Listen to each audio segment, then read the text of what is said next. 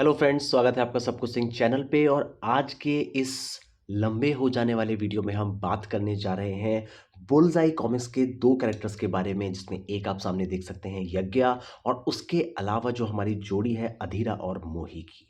तो दोस्तों, हमारे पास ये यज्ञ का चौथा भाग आया है, जो कि एक क्रॉसओवर कॉमिक्स भी है यज्ञ और अधीरा मोही के बीच में। तो इस वीडियो में हम लोग बात करेंगे यज्ञ वॉल्यूम 4 के बारे में, सारे कवर वेरिएंट्स इसके चेक करेंगे, क्वालिटी, आर्ट, कहानी, सबके बारे में बात होगी। और उसके साथ साथ हम बात करेंगे अधीरा मोही के पिछले 3 भागों की कहानी को लेके, और उसके साथ यज्ञ के पिछले 3 भागों के बारे में। तो इस वीडियो में स्पॉयलर्स हो सकते हैं। अगर आपने पिछले भाग नहीं पढ़े हैं तो उसकी कहानी का जिक्र होगा, यज्ञ 4 के भी कुछ एलिमेंट्स का जिक्र होगा। स्पॉयलर्स कम से कम रखने की कोशिश की गई है, लेकिन तब भी कुछ स्पॉयलर्स तो दोस्तों हो सकते हैं, तो देखिएगा अपने रिस्क पे।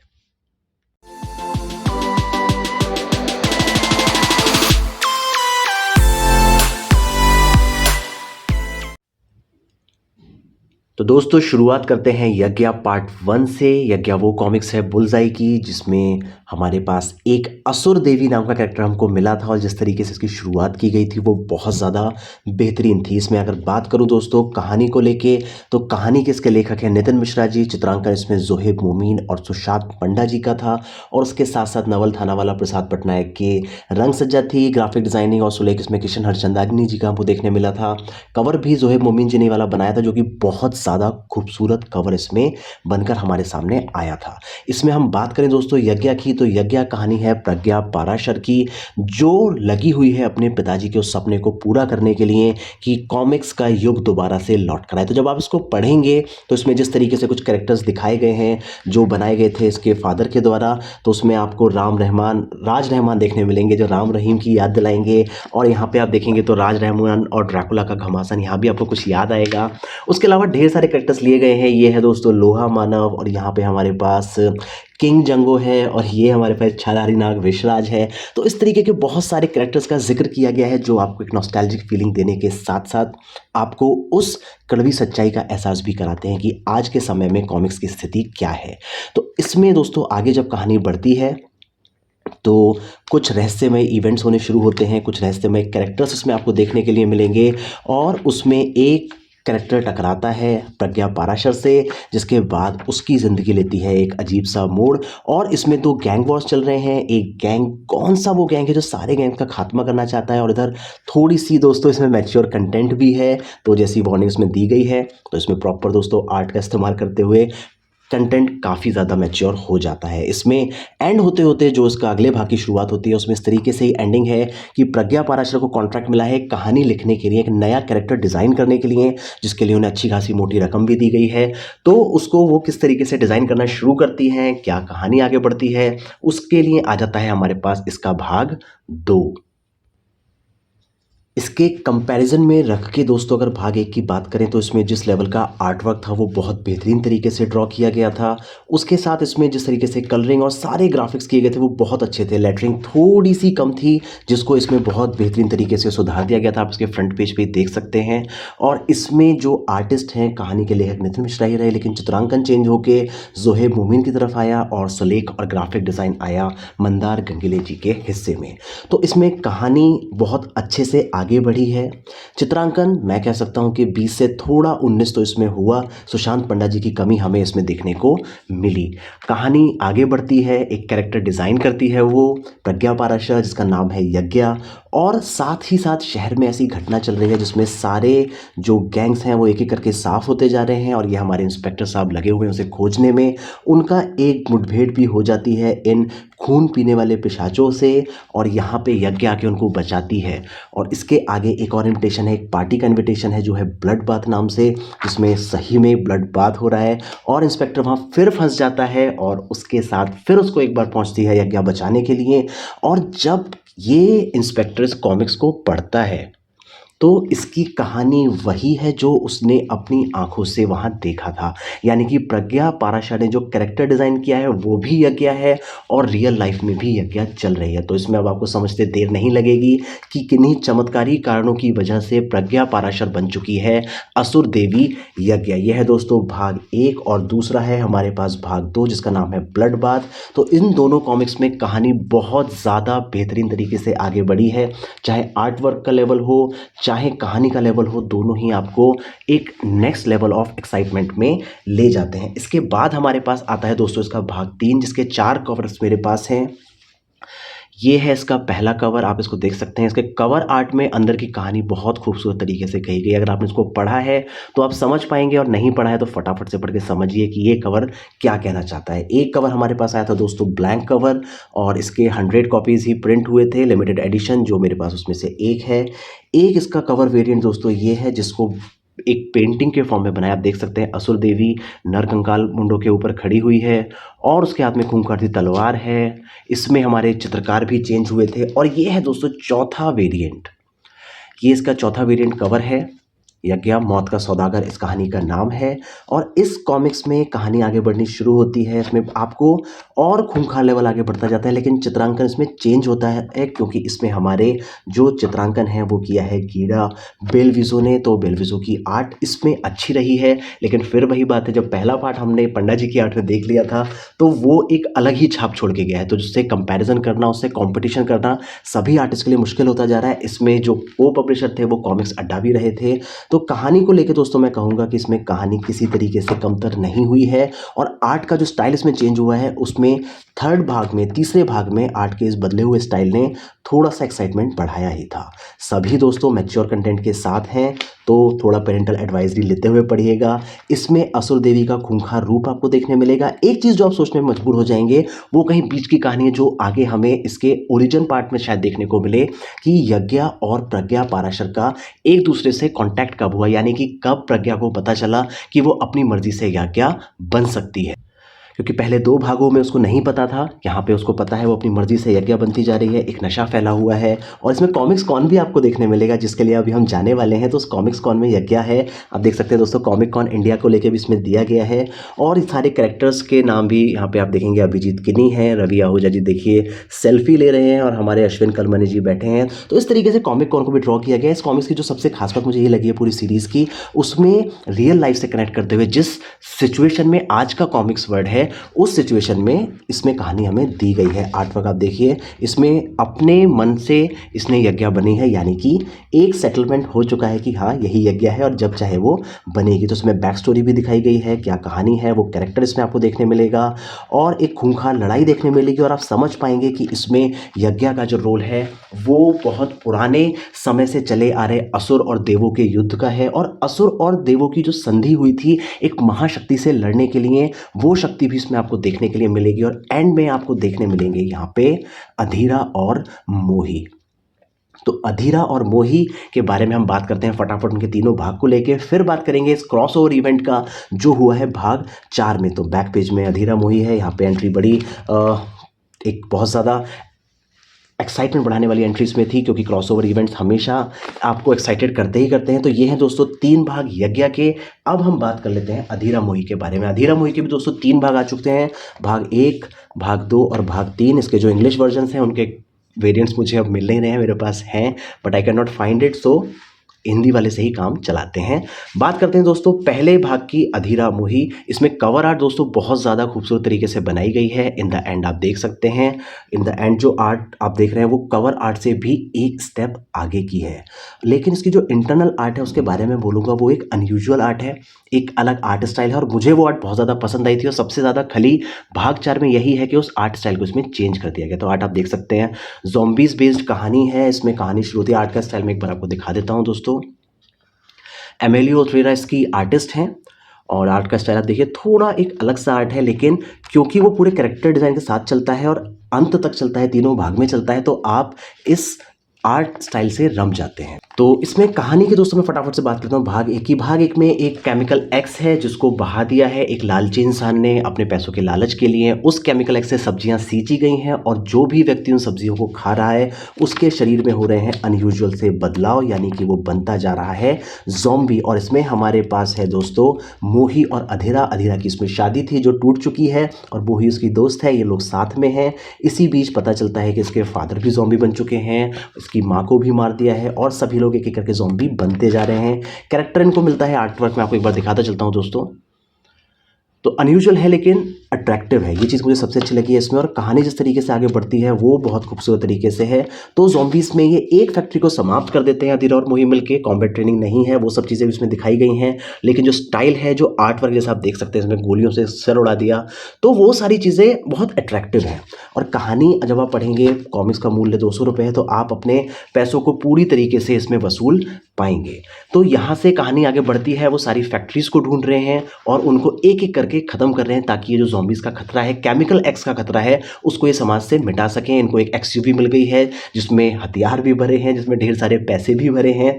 तो किसकी है वो, कौन है वो भी आप इस कॉमिक्स को पढ़ के जान सकते हैं।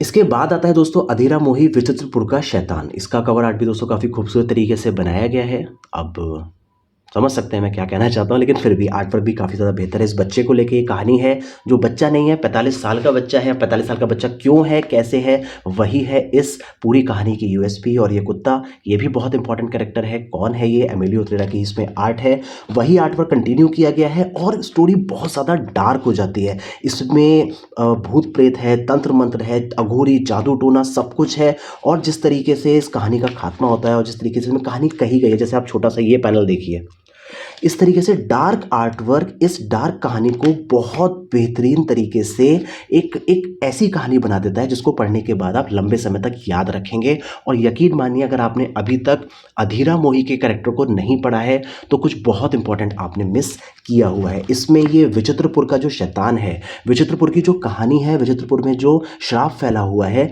उस सबसे कैसे मुक्ति पाते हैं, उसके ऊपर ये कहानी है। और इन द एंड ये आगे बढ़ते जाते हैं अपने तीसरे गंतव्य की तरफ, यानी कि तीसरे भाग की तरफ। और इसको लेकर अगर मैं बात करूं तो इसको लिखने के बाद हमारे राइटर अश्विनी कलबने जी भी ऐसे हो गए थे कि मैंने इतनी अच्छी कहानी लिख दी है, इसके बाद अगर मैं क्या करूं जो इससे अच्छा हो, क्या मैं इससे अच्छा कर पाऊंगा या नहीं कर पाऊंगा। तो आप समझ सकते हैं ये आर्टिस्ट के हिसाब से आर्टिस्ट की बेहतरीन रचनाओं में से एक है। आगे वो जो भी करेंगे उम्मीद है बहुत अच्छा करेंगे, लेकिन इसको लिखने के बाद, इसको पढ़ने के बाद उनके विचार यही थे कि अब मैं क्या करूँगा जो इसके स्टैंडर्ड को मैच कर पाए। तो आर्टिस्ट कभी हार नहीं मानता और उसके स्टैंडर्ड को आगे बढ़ाते हुए अधीरा मोही का तीसरा भाग इन्होंने लिखा है, लुटेरे, हैवान और खौफनाक रहस्य। इसमें जो आप कवर पे कैरेक्टर्स देख रहे हैं दोस्तों, इस खूबसूरत से कवर पे, ये कैरेक्टर से ही कहानी की शुरुआत होती है। बैंक लूटने ये आए हुए हैं, किसी वजह से ये पर्सन मर नहीं रहा और ये कुछ समझ नहीं पा रहे इनके साथ चल क्या रहा है। इसमें आप देखिए दोस्तों कितने खूबसूरत तरीके से इनकी बैक स्टोरी दिखाई गई है कि कैसे ये सब लोग इकट्ठा हुए और कैसे इन सब ने मिलकर प्लान किया है कि ये बैंक को लूटेंगे। ये जो आर्ट स्टाइल इसमें आप देख रहे हैं, जो कलर्स में आप देख रहे हैं, इसका भी एक बहुत गहरा रोल इसमें है। और पूरी कॉमिक्स पढ़ते पढ़ते, यानी मुझे भी पढ़ते पढ़ते ऐसा हो गया था लास्ट पेज इसके पास तक आते आते कि अधीरा मोही की कॉमिक्स है या कोई अलग कॉमिक्स में पढ़ रहा हूँ। लास्ट तक इसमें आपको अधीरा मोही की एंट्री देखने नहीं मिलेगी, इसमें आपको सिर्फ अधीरा ही देखने के लिए मिलेगी। और कहानी का क्लाइमैक्स इस कहानी का असली हीरो है। इसमें अधीरा मोही का मिशन चल रहा है, फैक्ट्रीज को ख़त्म भी कर रहे हैं, लेकिन उसके साथ जुड़ा हुआ है एक बहुत बहुत गहरा रहस्य जो बहुत खौफनाक है, जो बहुत डार्क है, विचित्रपुर के शैतान से भी ज़्यादा डार्क। यानी कि अपनी सर्वश्रेष्ठ रचना से ऊपर उठते हुए एक और सर्वश्रेष्ठ रचना की गई अधीरा मोही के इस तीसरे भाग के रूप में। इसका अंत आपको चौंक जाने पर, सिहर जाने पे और बहुत कुछ सोचने पे मजबूर कर देगा। तो ये दोस्तों वो 6 कॉमिक्स हैं जिनको अगर आपने अभी तक नहीं पढ़ा तो काफ़ी कुछ मिस किया है। और अगर एक बार इसको आप पढ़ लेंगे तब ये असुर देवी यज्ञ और अधीरा मोही के आप बहुत भयंकर वाले फ़ैन बनने वाले हैं। अब दोस्तों मैंने ये 12-13 मिनट की जो बकवास इतनी सारी की है, इससे आपको अंदाज़ा लग सकता है कि बुल्सआई ने इन दोनों कैरेक्टर्स पे, इन दोनों फ्रेंचाइजी पे कितना अच्छा काम किया है, कितने हाई लेवल पे इसको लेकर गए हैं। तो जब इसका क्रॉसओवर होना है तो अगर आपने नहीं भी पढ़ी तो इस वीडियो में मेरी बातों से आपको अंदाज़ा हो सकता है कि आप कितना ज़्यादा एंटिसिपेशन कर सकते हैं, कितनी ज़्यादा उम्मीदें आप ले सकते हैं यज्ञ के इस चौथे भाग से, जिसमें हमारे देखने मिलेगा क्रॉसओवर। तो पहला ब्लैंक वेरिएंट इसमें हमारे पास है। दूसरा दोस्तों एक ये कवर आर्ट हमारे पास है, एक कवर आर्ट हमारे पास है ये, जिसमें आपको क्रॉसओवर इवेंट यानी कि तलवार की शैडो में अधीरा मोही फाइट करते हुए दिख रहे हैं, और साथ में हमारे पास पीछे है यज्ञ जिसके खड़ग में हमें ये परछाई दिख रही है। अगला है दोस्तों यज्ञ का एक और कवर जो उत्तम चंद जी का बनाया हुआ है। इसमें दोस्तों मुझे सिर्फ और सिर्फ ये वाला कवर पसंद आया है, और सबसे फेवरेट कवर की बात करूँ तो वो ये वाला कवर है। ये मेरा फेवरेट है क्योंकि इस पर हम आर्ट बनवा लेंगे। ये आर्ट मुझे उस लेवल की बिल्कुल भी नहीं लगी जिस लेवल की आर्ट हमें यज्ञ और अधीरा मोही में देखने के लिए मिली है। इन दोनों ही कॉमिक्स के इन 3 भागों ने वो लेवल सेट किया है। ऐसा नहीं है कि art work common art work हो या वो आर्ट हो जो हमें यूजुअली देखने मिलता हो। स्पेशली अधीरा मोही में इस तरीके के आर्ट वर्क को लिया गया था जो इस की पहचान बन गया था, यानी कि कभी भी अधीरा और मोही को बहुत सेक्सुअलाइज करके नहीं दिखाया गया, बहुत ज़्यादा इंटीमेट तरीके से दिखाने की कोशिश नहीं की गई जैसा कि अक्सर फीमेल कैरेक्टर्स को दिखाया जाता है। इसमें कुछ इवेंट्स ऐसे रहे हैं, लेकिन जब यहाँ पे हम बात करते हैं तो यहाँ पे हमारे पास आर्टिस्ट आ जाते हैं यज्ञ के आर्टिस्ट जिनका नाम है गियाडा बेलविगो। तो इस आर्टिस्ट ने 3rd भाग में बहुत अच्छा काम किया था, लेकिन यहाँ देख के ऐसा लगता है कि थोड़ी जल्दबाजी की गई है आर्ट को बनाने में। एक जो चीज़ की गई है दोस्तों, यहाँ पे कॉमिक स्ट्रिप्स लिए गए हैं, इधर भी कॉमिक स्ट्रिप्स लिए गए हैं और लास्ट में भी कॉमिक स्ट्रिप्स लिए गए हैं। मुझे तो ये लग रहा है हमारा जालिम मांझा जो एक उम्मीद दे रही है कॉमिक्स के आगे, वो भी हमें देखने के लिए मिलेगा। लेकिन इसमें कहानी को लेकर एक बार फटाफट से बात कर लेता हूँ। कहानी एक ऐसे शस्त्र को लेके है जिसको भगवान इंद्र ने बनाया था, और वो शस्त्र धरती पे अभी एक व्यक्ति के पास है, छोटे बच्चे के पास है, और वो कुछ ऐसी घटनाएं कर रहा है जिसके रोकने के लिए यज्ञ को आना पड़ता है।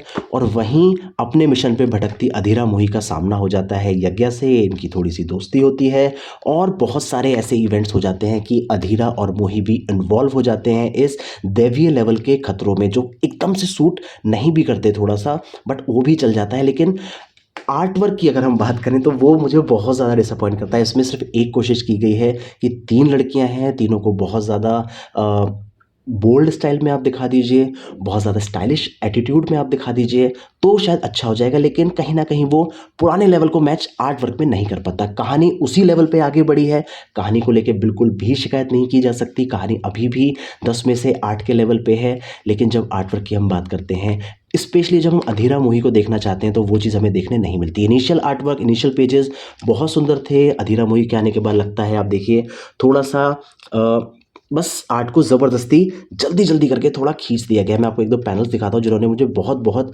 बहुत ज़्यादा डिसअपॉइंट किया। अब इसमें आप देख के खुद समझ सकते हैं कि आर्टिस्ट का ध्यान कहाँ पर रहा है बनाने पे। और 1-2 आर्ट वर्क मैं और आपको दिखाना चाहूँगा जिससे जिससे मुझे मतलब थोड़ी सी कोफ्त हो उठी थी कि क्यों, why, you are a good artist, you could have done a lot better like this. Look at this panel, ये पैनल कितना ज़्यादा बेटर है। यानी कि सब कुछ है, लेकिन आर्ट वर्क में भी थोड़ी क्लीननेस है। लेकिन उसके बाद फिर आगे जब आर्ट वर्क आता है, और फिर उसमें अब आप फिर से देख सकते हैं कि व्हाट एक्चुअली मुझे नहीं समझ आ रहा क्यों इस तरीके से करने की कोशिश की गई। इतना कुछ था करने के लिए, बट ध्यान गया दूसरी तरफ जहाँ नहीं जाना चाहिए था। तो ओवरऑल आर्ट बहुत अच्छी हो सकती थी, लेकिन वो मज़ेदार आर्ट इसमें नहीं रही। वो क्लीननेस जो शुरू में थी, स्टार्टिंग के अगर आप कुछ पैनल्स को देखेंगे तो वो बहुत खूबसूरती से ड्रॉ किए गए हैं। शुरुआती पैनल्स में काफ़ी कुछ अच्छा है, आप देखिए इसमें। तो मैं ये नहीं बोल रहा कि पूरा पैनल ही खराब है, पूरी कॉमिक्स में ही आर्ट खराब है। स्टार्टिंग के पैनल्स, इनफैक्ट आधी कॉमिक्स तक ये पैनल्स बहुत बहुत खूबसूरती और बहुत क्लैरिटी के साथ ड्रॉ किए गए हैं। लेकिन पता नहीं क्यों लास्ट में आते आते शायद डेडलाइन जल्दी आ गई थी, तो जल्दी से उसको खत्म किया गया। और इसके साथ ये जो पैनल है दोस्तों, स्पॉइलर पैनल है। अगर स्पॉइलर नहीं चाहिए तो बंद कर दीजिए वीडियो यहीं पे। स्पॉइलर पैनल में आप देखिए, इसमें आपको देखने मिलेगा जालिम मांझा, यानी अगली कॉमिक्स में आपको देखने मिल सकता है जालिम मांझा, क्योंकि खतरा अब पृथ्वी से ऊपर जा चुका है। और उसके साथ साथ अगले पार्ट में हमको देखने मिलेगा यज्ञ का ओरिजिन। तो वीडियो जो मेरा बहुत ज़्यादा लंबा होता जा रहा है, इसको मैं फटाफट से एंड कर देता हूँ। अधीरा मोही दोस्तों तीनों भाग 10 on 10 है हर महीने में। इसमें कोई भी चीज़ मुझे ऐसा नहीं लगता कि किसी भी कॉमिक रीडर को, किसी भी कॉमिक फैन को पसंद नहीं आएगी। आप इंग्लिश में पढ़ सकते हैं, हिंदी में पढ़ सकते हैं। यज्ञ एक नए ज़माने के फ़ैन को और उसके साथ साथ पुराने कॉमिक्स रीडर को इस नई कॉमिक से बहुत जल्दी जोड़ देगी, क्योंकि इसकी कहानी कंटेम्प्रेरी वर्ल्ड के साथ चलती हुई है और उन मुद्दों को भी छूती है जिसको हर कॉमिक फैन फील करता है। इसमें भी दोस्तों कहानी यज्ञ के लेवल पे ही बढ़ाई गई है। अधीरा मोही को उसमें इन्वॉल्व किया गया है, यानी इनके खतरे अब ज़ॉम्बीज़, भूत प्रेत से बढ़ के देवलोक और असुरों तक जा चुके हैं। आर्ट वर्क पे थोड़ा ध्यान देने की ज़रूरत है, थोड़ा नहीं मैं कहूँगा बहुत ज़्यादा ध्यान देने की ज़रूरत है, क्योंकि कवर आर्ट भी इन लेवल को मैच नहीं कर पाई। अगर आप यही एक कवर आर्ट सामने रख देते हैं तो तीनों के तीनों कवर्स इस कवर के सामने पूरी तरीके से फेल हो जाते हैं। चाहे आप ये कोई भी कवर आप ले लीजिए, तो आर्ट वर्क में बहुत ज़्यादा वक्त की ज़रूरत है। वो सिर्फ 10 आउट ऑफ 5 ही चल रहा है, 5 आउट ऑफ 10 ही चल रहा है। कहानी 8 आउट ऑफ 10 चल रही है, लेकिन तब भी क्योंकि बुलजाई के पूरी फ्रेंचाइजी को हम लोग देखते आ रहे हैं, तो इस कॉमिक्स को इग्नोर नहीं कर सकते, नकार नहीं सकते। आप अपनी कहानी को कंटिन्यू करने के लिए और उसके साथ साथ एक अच्छी कहानी को ना मिस करने के लिए पढ़ सकते हैं बुलजाई, यज्ञ 4, इन चारों में से अपने किसी भी एक फेवरेट वेरिएंट को। तो ये है दोस्तों मेरा लंबा सा वीडियो बुलजाई के लिए, जिसमें अधीरा मोही है, यज्ञ है, क्रॉसओवर है और उसके साथ साथ स्पॉइलर है कि अगली कॉमिक्स में आपके पास जालिम मांझा आ रहा है और चौथे भाग में जालिम मांझा के जो ओरिजिन है उसको एक्सप्लोर किया जाएगा। तो मिलते हैं बहुत जल्द ऐसे ही अगले वीडियो में, तब तक के लिए जय श्री राम दोस्तों।